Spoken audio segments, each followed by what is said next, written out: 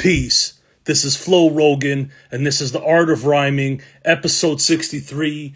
Just because you rhyme doesn't mean you're an artist, man. I messed it up for the first time. It's going to be an honor and a pleasure to have Ito jump on the live right now, representing Upstate New York, thoroughly in the grimy underground, a torchbearer. If you know, you know, and if you don't know, you're about to know. And we're about to get him on the live. Everyone's rolling in right now. How's everyone doing tonight? About to invite Ito on here. Comment, like, subscribe if you're catching this on YouTube. Let's keep the snowball growing here.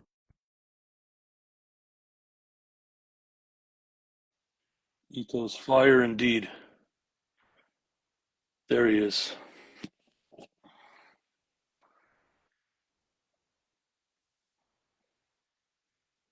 Dead Poet's a classic. That's one of my favorites sonically. Peace, Ito. Yes. Thank you for joining, man. Bring back Vegas 7, the Ronin. I've asked him, man. I don't think he's ready for interviews anytime soon. No worries, bro. Take your time.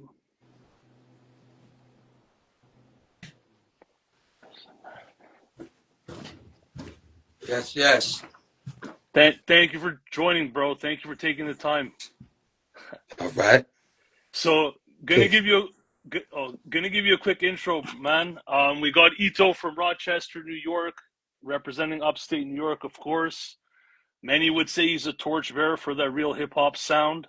I've talked to at least one person directly from Rochester that actually called you the godfather of this rap shit out there, Ito.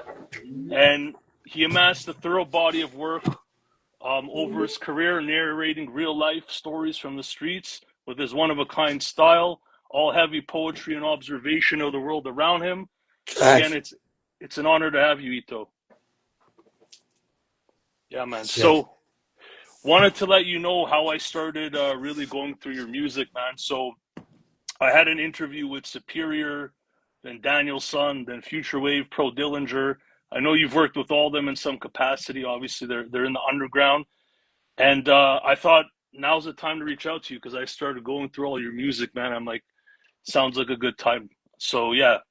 And I spent the last month largely peeping your entire Spotify catalog. I think I listened to everything, just to be prepared and say that I'm a real fan, you know what I'm saying? So thank you.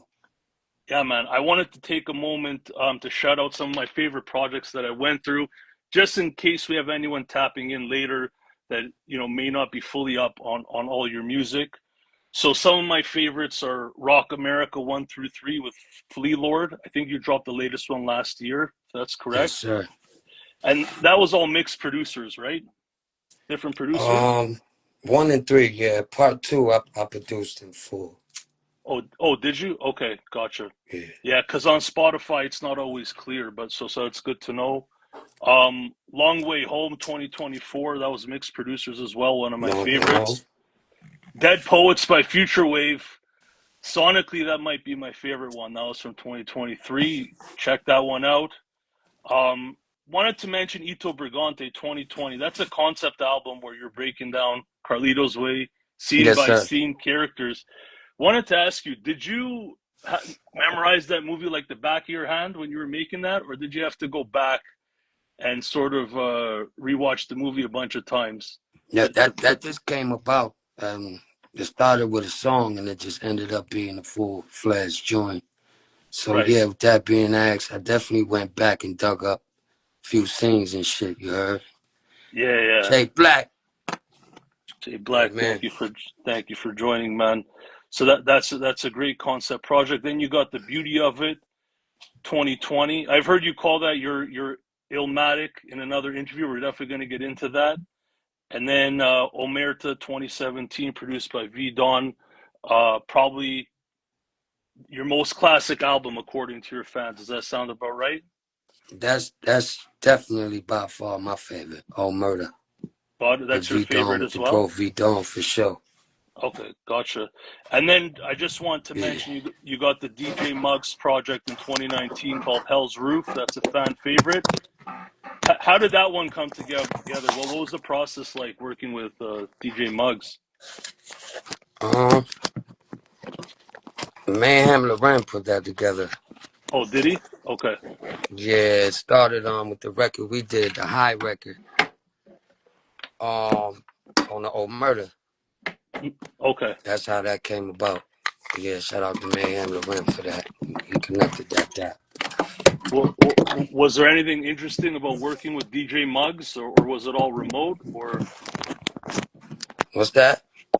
is there anything interesting working with DJ Muggs, or was it all remotely done? Like, Well, just the opportunity alone in itself, being a right? young gun coming up and watching them, I could just kill a man, shit like that. So that Yeah, in a nutshell, that's more than enough. got it. So I wanted to tell you what I like about your music, man. So obviously, I wasn't following you from day one, but I just want to let you know what I like about what you're doing. You sound very stoic on the mic, man. That's the first word that comes to mind. I feel like Thank you you. got infinite wisdom in all your verses. And every verse you sound like a street sage to me. It's a no nonsense style where the weight of your words speak for themselves. And just in combination with your vocal tone, man, I think you got a style of your own. And no matter who you're on a track with, you're always doing you, man. That's, No doubt, no doubt. know what I'm saying? So, No yeah, doubt. It's man. a household rule over here. Got it, got it. So I thought I'd ask you like how you developed your style. I mean, Peace to the everyone, people. peace to everyone joining. I'll just shout them out. We got Grips 247, the one guy, Coach Vargas, Mark Ford.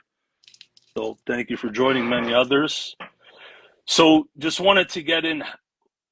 Who influenced you as the MC that you are today, man? Who influenced your style?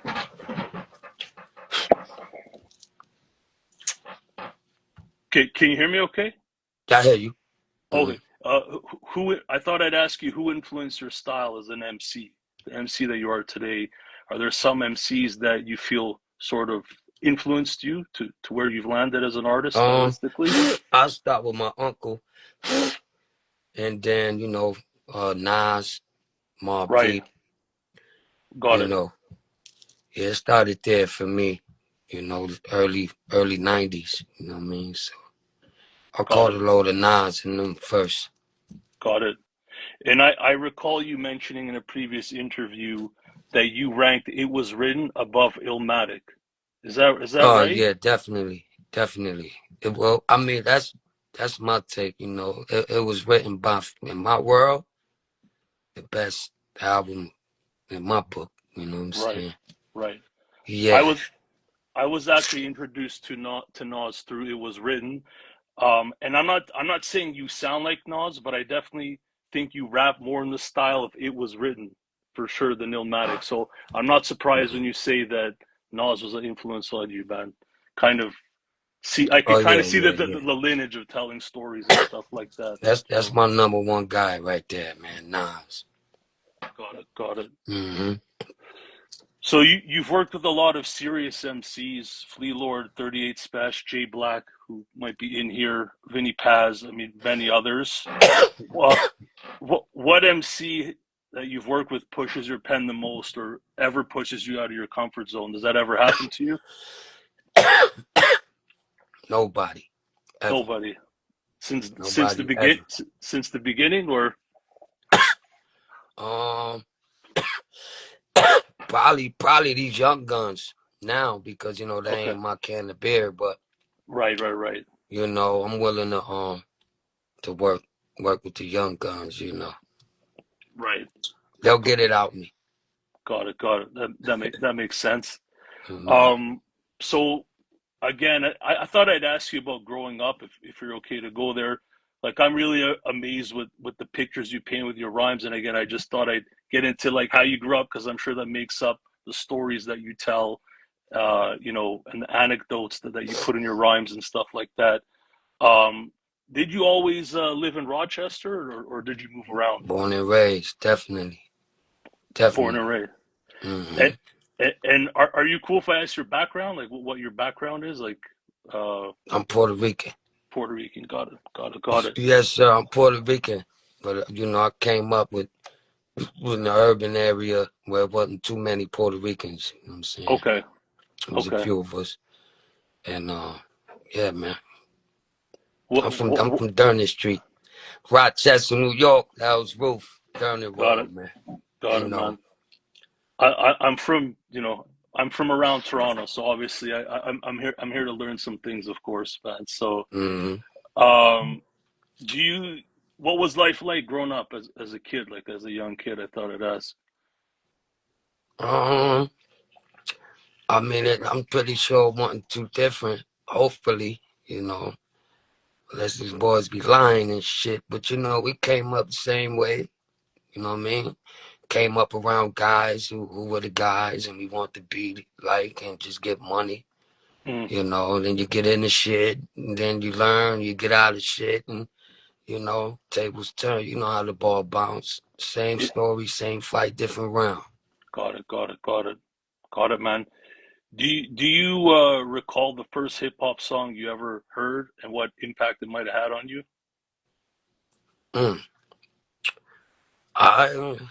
From the first hip hop song I ever heard.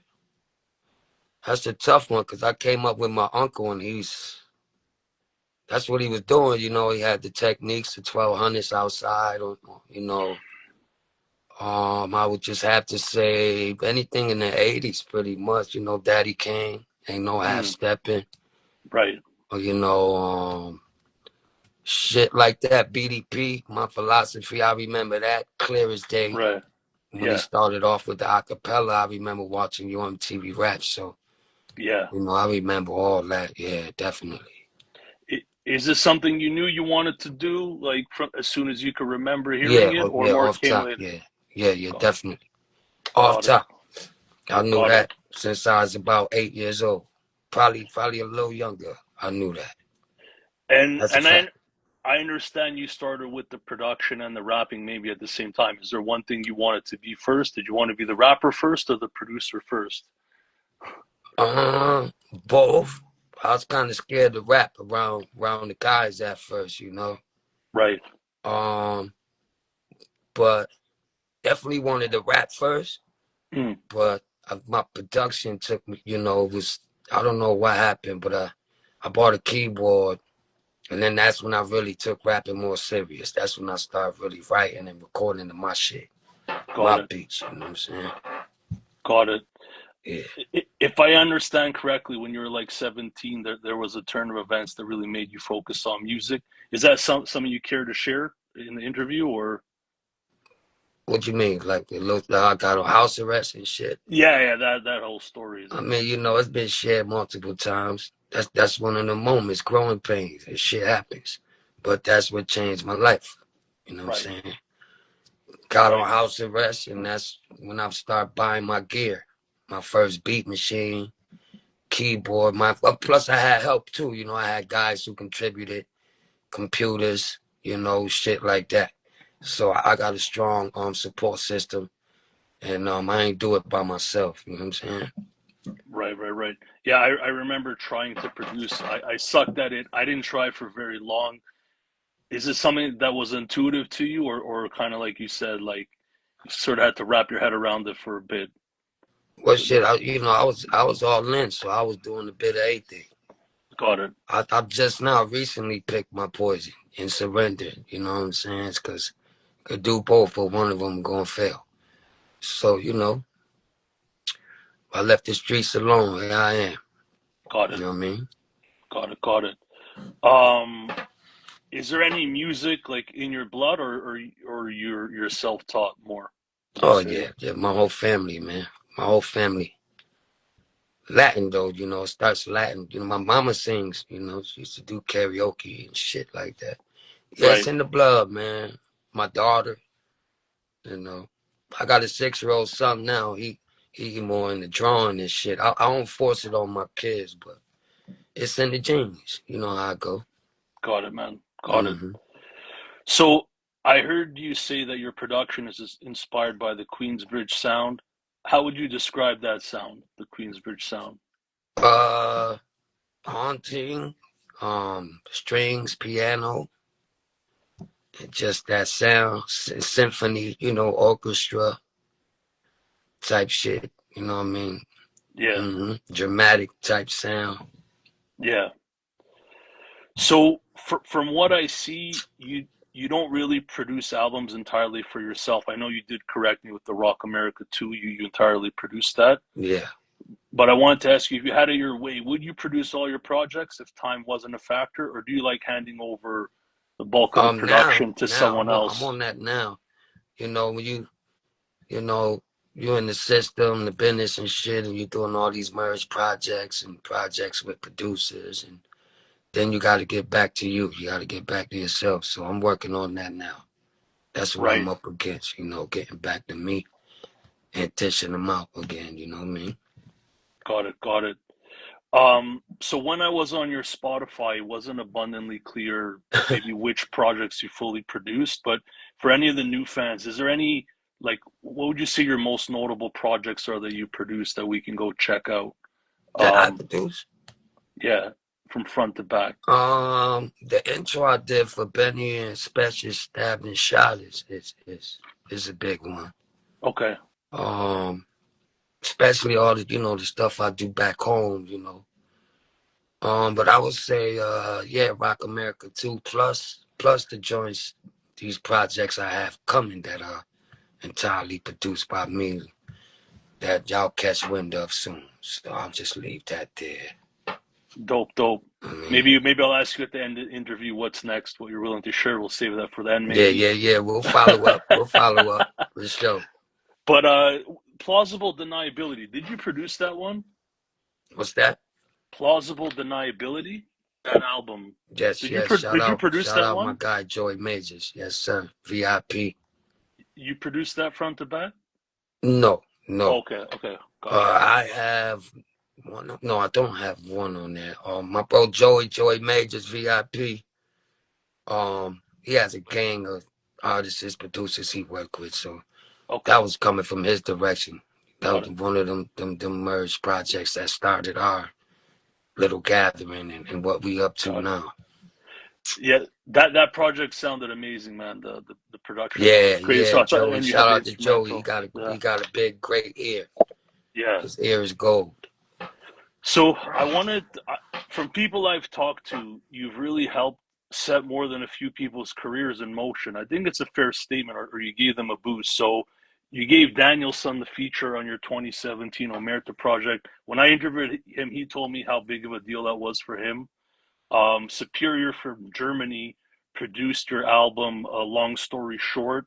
That really got him going as a drumless producer. He told me he gained hella followers after that dropped. You ever consider how many people you might have given a break in the game? Um, it's a lot. I don't speak on it. I'm glad that a few people notice it. You know, I don't brag about my good deeds, but that wasn't a deed neither.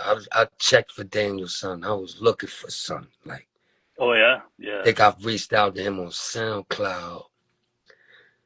This was a long time ago. I'm talking yeah, damn near 10 years ago. So, you know. yeah. Um, but yeah, though, you know, I do, and I have no problem with, you know, introducing or like, I wouldn't say established because, but I will agree with saying I do have a big deal about, you know, just, how do you say it? Like, Paying it forward, maybe. introducing and yeah, you know what I'm saying? Yeah. Got it. Just on the point of Superior being from Germany. Funny enough, I did like use Chat GPT for a couple things in this interview, and it said that that album gave you exposure to European fans. Is that Oh, true? word. Yeah, That's true. Superior. Man, what year was that? You remember? That one, ooh, I think Was it 18, 28. I 19? think it was 2018. I think, or 18, right? 2019. Yeah. That's another one of my favorite pieces is that long story short joint for sure. Did it get you exposure in Europe, like in a way that you didn't have before, or were you sort of already tapped into that market, kind of? Um, Not sure really. Not sure because I've always had, starting since MySpace, the internet got weird. It's a Right. little tricky now, but I know when I dropped that shit with Muggs, that Hell's Roof, that shit took a different, like, Hell's totally Roof. different. You know what I Okay. mean? Yeah. Okay. So Yeah. it was really Hell's Roof that pushed you in another sort of stratosphere, for lack of a better word. Oh yeah, that indefinitely for sure.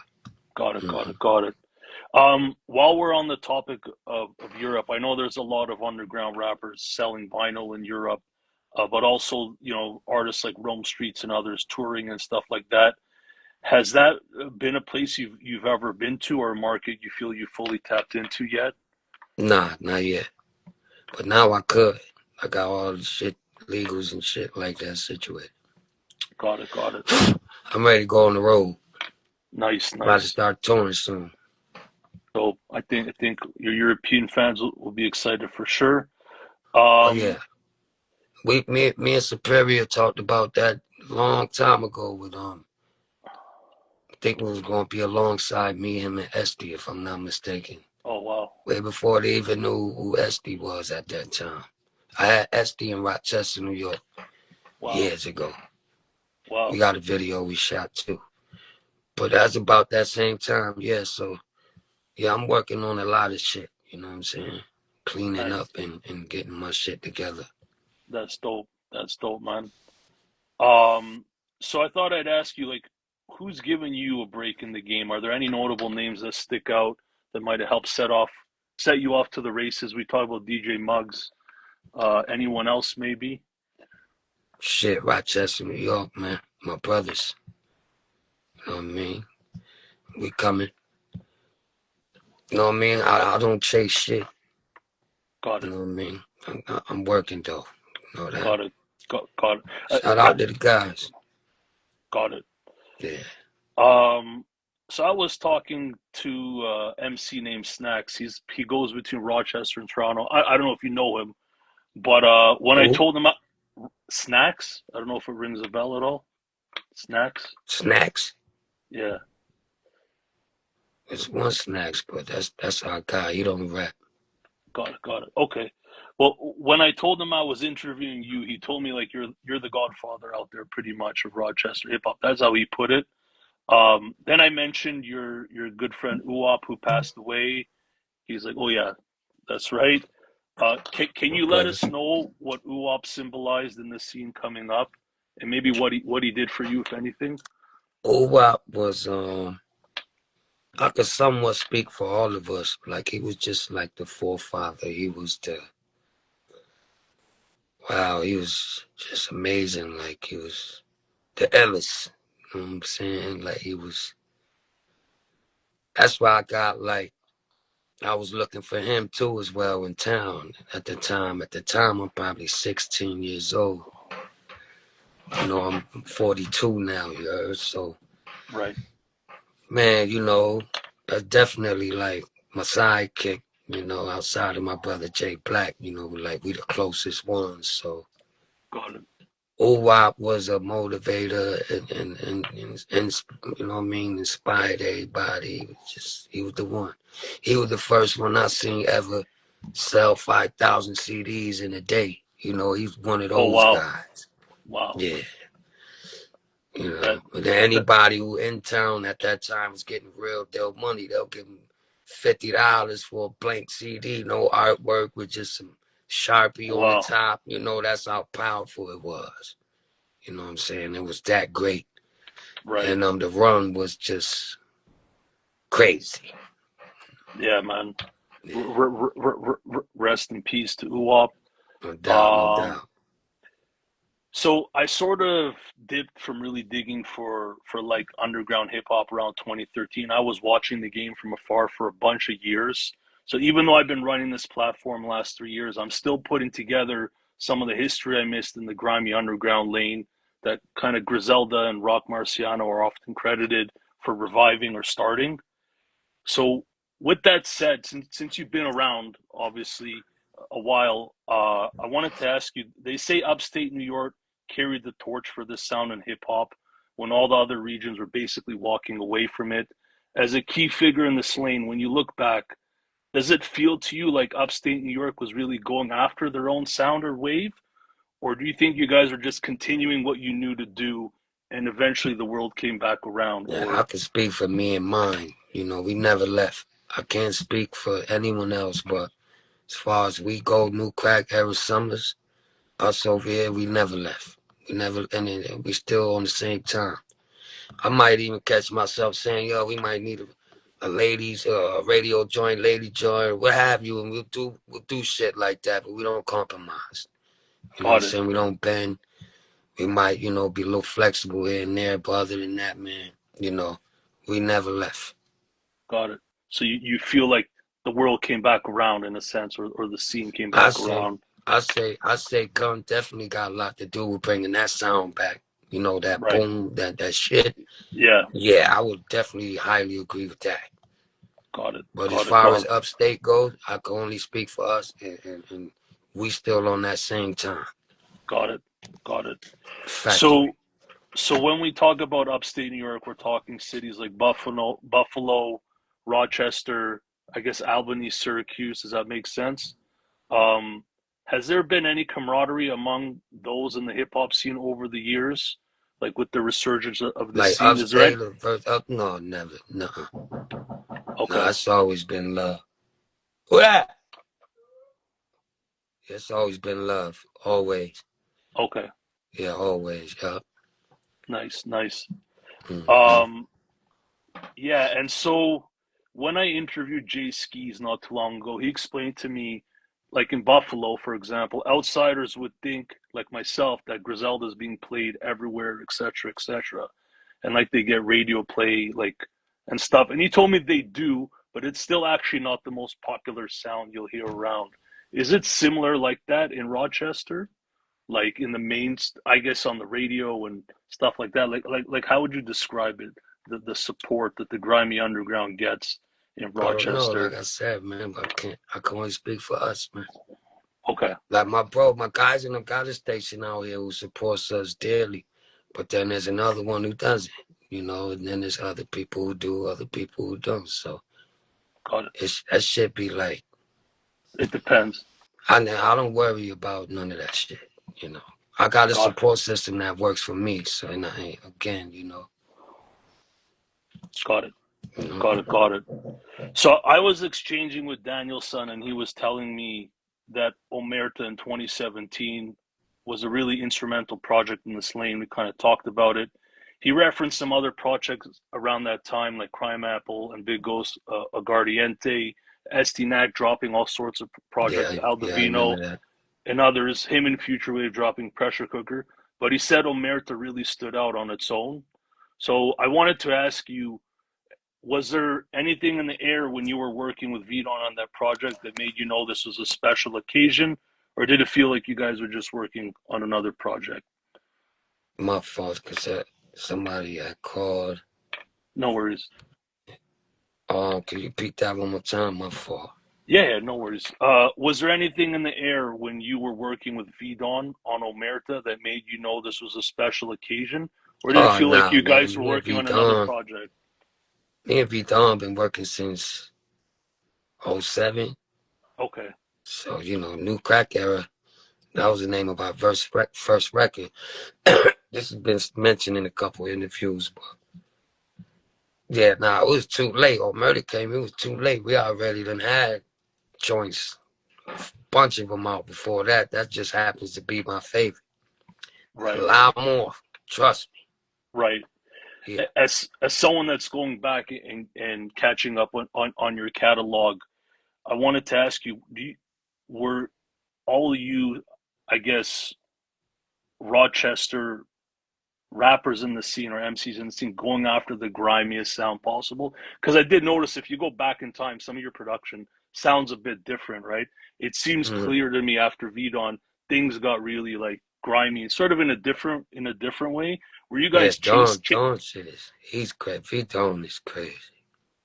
right? I came up with a Latin, like I said, with a Latin family, so my shit was definitely a little brighter. Right. Like, you know what I mean? More up tempo, But I still, you know, I'm still on that time, you know. Like I said, I never left. We had a group back in the day coming up, and we were all cousins called Richport. And my cousin Obi would always bring that Latin spice to it. Got it. You know what I mean? Got it. Yeah. Got it. When I watched one of your Gully TV interviews again, he asked you what you considered your Illmatic to be. You said most people would say omerta, but in that interview, you actually, I think you said the beauty of it from 2020, you felt that was more your Illmatic.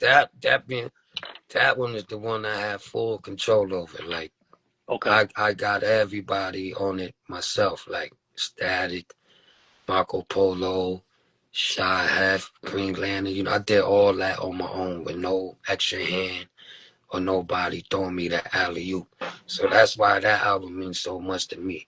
I got Large Pro on there, and of course V-Don, myself, my brother Flea, Graff, my daughter. I did all myself, by myself, and that's what I plan on doing again. Like, I'm gonna stay away from the merge projects, and I just need to get more me this time. You know what I mean? I'm gonna get back to that. Got it.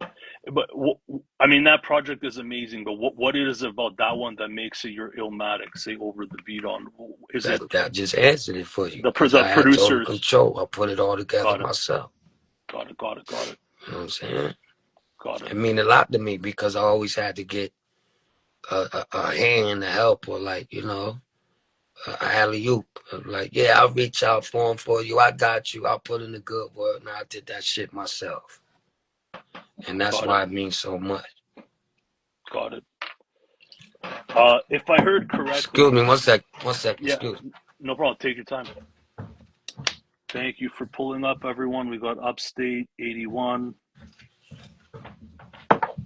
alive now. Everyone else, thank you for joining. What's that? Just shouting out everyone in the live, man. Just take shout out everybody. I see Bugsy. I see all the people. Over Nisi, that's my brother. I'm seeing everybody logged in. Thank Bulletproof you for joining. Love. Shout out to Flo Ro for having me. The honor is mine, man. I know I've been a little behind this shit, but here we go, brother. Yeah, man. No, I appreciate your time, bro. It's a big deal on my platform, man. So thank you. So if I heard correctly, you first started traveling to New York City around 18 for music shit. Does that sound about right? And if so, what was your experience like going to New York City? You know, had you been going there as a kid and stuff, or was it a big deal? Yeah, I went. I'm not sure exactly, but when I went, it was definitely, you know, corporate activity. It was always something that, you know, wasn't no bullshit. It was either I went to Jewel's studio in T-Neck, or Tips, you know, on concert or something, you know. It was a V-Dawn. We had Pete Butcher in town. You know, Pete Butcher was around us in 08. So we was always up to something. But my first time, you know, I definitely was like 17, 18 around that time, yeah. Gotcha. So Danielson told me a story about coming down to Rochester to perform at one of your headlining shows, maybe around 2018, 2019, at a place called the Buddha Pub. Let me know if I got it right. Yeah, we shut that thing down. Yeah, we shut it down. We had Flea Lord out. Again, V-Dawn. And we had some Rochester natives in the Billy who performed. Oh yeah, we shut it down that night. That was an amazing event that night. So what he told me, he said he never seen an artist get that much hometown love before. I thought I'd ask you, what does it take for an MC to build that much credibility with their hometown? If you could give any pointers to any young artists that might be coming up. Well, you got to be outside. You had to be in the streets, first and foremost. And secondly, you had to do what my brother Puppet did. Perform every motherfucking weekend. He had me a gig every weekend. Right. Bring the people together. That's all I can say as far as anybody who wants to make it home. You gotta be be in the mix of things, hit up all the shows, I guess, and it's different now. Like it ain't like you could just put CDs out in the streets. Like you got to be a part of these events. You got to shake legs Yeah. and network Right. now. So just I would be in attendance and try to open up and catch every gig possible.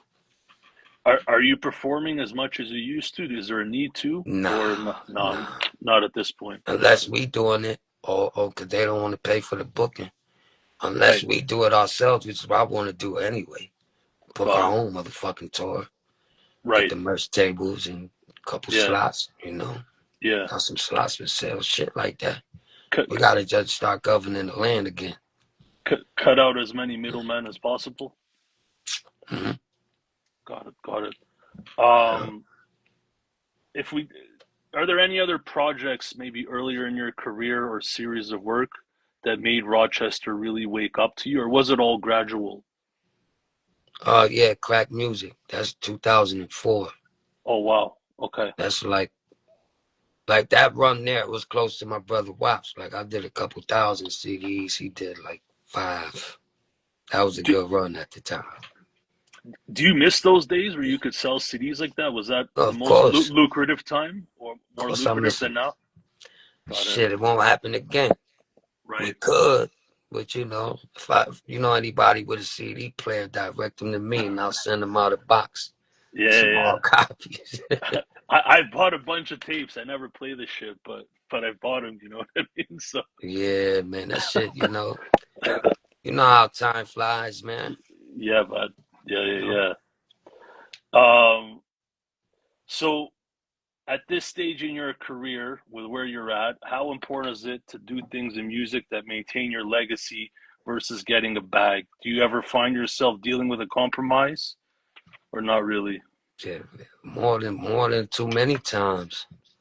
Got it. Especially me, I'll either bite the bullet or I'm gonna shoot myself in the ass. One or the other. How so? How would that happen?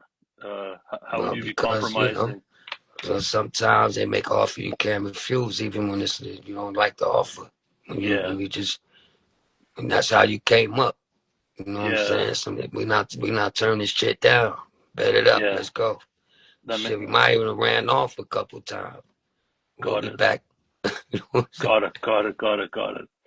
Um, I heard you say in the Gully TV interview. I mean, shout out to Gully. I just want to expand on what he covered in that interview. Yeah, That shout out to the bro.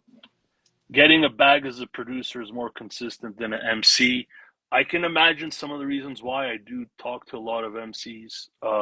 But for the youngins coming up, would you be open to elaborating on that? Why is it more consistent to get a bag as a producer than an MC, if I got that right? Well, I'll say this. It shouldn't be no artist or producer looking forward to any bag until they put some work in. You Right, know what I mean? Everybody's expecting progress and forgetting about process. So right, with that being said, if you already getting to the bag, then continue to get to the bag. Nothing else matters. That's it. right. Got it. And just to circle back on New Crack Era, is that also your label? If I got it Yes, right? Okay, yes, okay. How yes. many artists are part of that label? And do you run the Well, label, or is that a sort of yeah, a group it's a thing? number of us. We just been a little inactive due to, a lot of, I don't blame it on COVID, but a lot of shit. But we Life. still, everything's coming back full circle. Like I said, I don't chase shit. I'm not in the rat race. Yeah, You know what I mean? I'm not looking forward to results this time. I'm looking forward to longevity yeah. and relevancy. Like they could keep the consistency. I'm looking for relevancy. Relevancy. Got it. Got it. Did you have any interest in signing with a label over the years? And what's your take on it for what you do? On what? Major labels? Any sort of label? I don't know. I wanted a big deal when I was in my teenage years, probably early 20s. Right, Yeah, I never, I just wanted nigga just want to break through. Nigga just want his moment like right. everybody else. But now, I roll the punches, like I said, I got a support system that works for me. So, I don't force anything. Got it. You know what I'm saying? Got it. Got it. I caught again, just getting ready for the interview, that you got some work coming up with Raekwon, Havoc. First off, can you tell us what that is? Is there anything you could let us know? Or Um, yeah, me and Raekwon got a joint coming out soon, produced by my brother Thanos. He's on the hook too. We got the video ready. Um, Havoc's been playing a bunch of my stuff on the show now. Every Sunday, tune in the Havoc new show. right, And we got a compilation, me and my brother Nice doing with Havoc featuring our guys. Clico, motherfucking, we got Reno, Flash is hip hop. Yeah, so we doing the comp with Havoc. Bunch of things, bunch of things. I'm producing the album right now for Chubby God. Shout out to Chubby. I'm a nice. little behind with UFO Feed, but that's coming. That one gotta be on another note. So I'm getting more of my production in this time around. Got it. Got it. Yeah. How does it feel to work with legends on that level in this stage of your career? I mean, you're so I think I had an early start, I was yeah, already working with Ransom. right. I produced one for Max B long time ago. I have one with Stack Bundles, rest in peace. Rest in peace. So, I had a nice little head start. Got it. I saw you make a post recently, sort of being quiet on social media, and I think you got something dropping soon.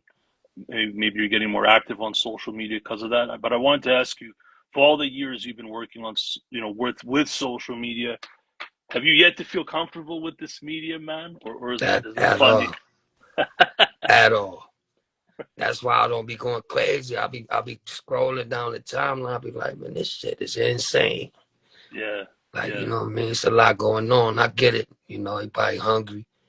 But hopefully nobody's too thirsty. You know what I'm saying? right. Just stay hungry Yeah, and allow yourself to do nothing at all sometimes. yeah, absolutely. I mean, Give your mind a break. yeah, a Um, lot going on. so you're obviously you're deep in the underground scene. I wanted to ask you about AI. Do you feel like AI, if you're following developments with AI, does that impact the sandbox you're in at all? Does it concern you at all? Nah, I mean, I've been peeping all the hype about that too. But one thing I did learn is that you gotta adapt, man, or you will get left. These young boys with the drill and the trap stuff. I've been Yeah, producing a lot of that shit. I yeah, mean, because they're not gonna do this, so I gotta tap into that. Not got saying it. that I'm gonna allow AI to do shit for me, Yeah, but I know how times adjust and how you gotta adapt and how this shit goes. That right. AI shit is crazy. If you, I put it like this: if you could use it for you and don't let it use it for you, then Yeah, hey man, I mean shit. But like I said, we create. If I knew how to read notes, I'd be the god. right, right. But Have you tried messing around with AI yet? Like, have you oh tried yeah, any? I went as far as doing prompts, like type in like prompts for samples, like Okay, '60s jazz, live bass, and they'll get there's some shit you could if you go about it that way for producers. That's what I would suggest. Type in some prompts to get you some samples. and That's a good way to go about it. Type in it's like '60s through '70s soul, '80s jazz, shit wow, like that, and it'll prompt some good sounds for you to wow, sample. and it's making brand new shit when you do that. I mean, I haven't. I dabbled with it. I haven't went back to it, but it's pretty Okay, fucking cool. I'll say that. It's some wow, cool shit. I'll say that. wow. I Yeah, mean, man, that's a gem right there. Um, so I wanted to ask you just about your work with Flea Lord. You guys have a crazy run with your three Rock America projects. I think your voices and styles complement and contrast perfectly, sonically, perfect yin yang type thing. How did you guys first connect? forgot what year, but we did a record called Trump. featuring my brother Jay Black, produced by my other young blood, Chook.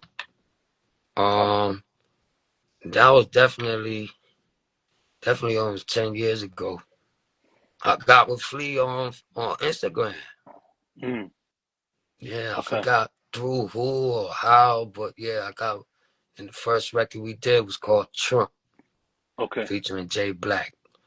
That probably was like 15, 16. Yeah, because, well, no, I'm tripping. Or somewhere around there. 16, something like that, give or take. Got it. And is it right that you guys performed first time? Was it last year Our on first time, together nah, this In year, a Los few months Angeles? ago, In Los out Angeles, west. was it? Okay. Yeah, Wow. East LA. That was our first run on the road. But not necessarily because he came out here. But together as a whole, yeah, that was our first run. Okay. What Yeah. was it like? What was that like? I mean, I guess you guys didn't Oh, really have to it was rehearse amazing. together. They love Okay. us out west. Yeah, it was Got it. amazing. It Got was it. amazing. Few people came out. TF Yeah. came out. Shout out to TF. You know what I'm saying? Who else came out? Edie Amin came out. Okay. Yeah, it was dope. Dope event. Flea Lord brought some of his people from over there. Stars Coleman came out. Crisis. It was dope. Upstate is like that was a very dope show. Salute. You have Yeah, it was you dope. have special effect. Okay. Yeah. Does that series continue, or are we done at part 3? Possibly. Yeah, we in talks about it. Got it, man. Yeah, possibly. Strong possible. Nice. Yeah. So I told you I'd keep this to an hour, so I'm going to ask you the 2 closing questions, Matt. And again, thank you for your time, Ito. Uh, Thank you. Thank you. but by your assessment, what happens to this grimy underground lane, say, over the next 5 years? Is that something you ponder at all, or? I don't see nothing. I don't see nothing happening to it. I just see it. My only thing is it just needs a little more speed. Just gotta speed it up a bit. It gets boring. It gets monotonous. You know. Ha, ha, But again, it's a support system for all of us, and as long as it's a system for that to support it, they will, and it's not gonna go anywhere. got it. It's not gonna Do, ever die. do you feel like the internet is a key element to keeping it alive? I've heard Future Wave say that the internet Kinda, but made when it you get possible. outside, yeah, but you still gotta get outside. You Yeah, gotta network. You could post your your flyers on Instagram, but in Rochester, you forgetting about the barbershops, you right. know, the bars and the local delis and you know that part. But I guess there's no other way. And, Digital, I guess. and when you say speed it up, like you mean just with more infrastructure, or you be more exciting, like Yeah, groundbreaking just work? Like yeah. what do you? We need more music again. Everybody's just grunting. Got it. Everybody's Got it. upset. Got it. A Do you little feel more like music. people fell in a formula a little bit, or is that part of what Definitely. you're saying? Got it. Yeah, man, that shit. It's a domino. Got To it. get Got to it. the point where motherfuckers is psyched into believing that that's what they gotta do, because that's what everybody's loving right now. Got it. But the moment you turn the table, you might have another seat. Nice. You know what I'm Well, saying? got it. So I thought I'd ask you, what are you dropping next, man? Anything that you can share? Right Um, now, on my behalf, it's gonna take me a little more time as far as I go, but I'm dropping a bunch of like production projects. That's what I'm doing right now. But I'm working on my album. I have been working on a bunch of shit. I got my daughter back in the studio, oh, nice. so it's a lot going on. Is she rapping or singing or Both. a little bit of both? She's Got it. featured on Rock America 1, Past the Curve. Got it. Yeah. Is there any ETA on the next project that you're rapping on? That Just you're I've fully been doing a rapping? lot of features too, though. Like a Yeah, yeah. bunch of features. There's an album I got coming out with a producer, produced by Nico JP. Okay. We got like 10 joints, give or take. That's coming out. But again, it ain't me. It's his album produced by him fully. Gotcha. So I say that to say I'm gonna be rapping over my shit a lot more this time around too. Got it, man. Looking forward to that, man. So I'm just gonna shout everyone out quickly before we go. Right on, Rips shout out to y'all. 247, the Logic 12. Thank you for joining. Boo Boo, the Prince, many money bags, Upstate, many others. So look, Ito, it's been an honor to get to chop up with you. You've been so foundational in this lane. I feel in many ways a lot of the interviews I did have led to you to build up to get to this point. So I appreciate you. Is there any final words before we depart? Nah, bulletproof love, man. I'm here and we'll follow up. We'll do another round soon. Dope. Thank you, Ito. Have a good one, man. Love. Peace to y'all. Peace, everyone. Bulletproof. One.